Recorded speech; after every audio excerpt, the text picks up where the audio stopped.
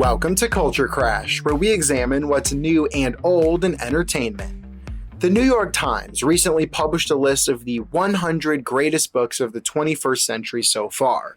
Admittedly, I haven't read all of the books on the list, but I have read a bunch. The Great Believers by Rebecca Makkai is incredible. Ditto The Road by Cormac McCarthy.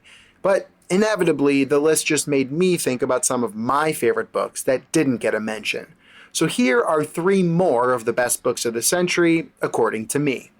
First, Extremely Loud and Incredibly Close by Jonathan Safran Foer tells the story of Oscar, a precocious 9-year-old boy who lost his father in 9/11 and is on a quest to find what lock is opened by a strange key his father left behind.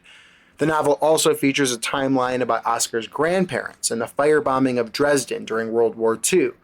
It includes plenty of tender, open-hearted writing that will absolutely devastate you, but in exactly the right way.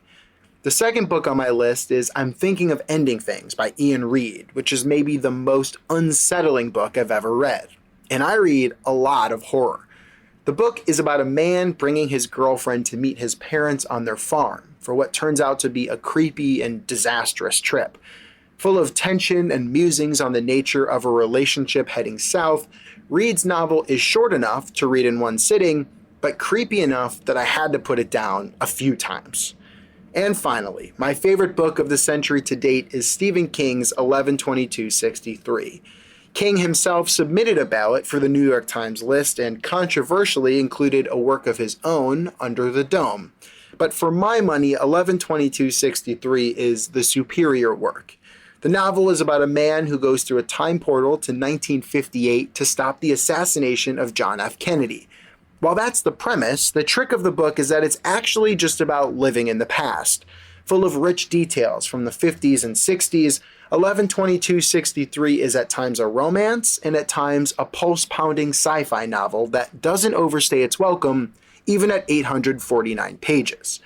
Interestingly, Extremely Loud and Incredibly Close, I'm Thinking of Ending Things, and 11/22/63 have all been adapted to the screen.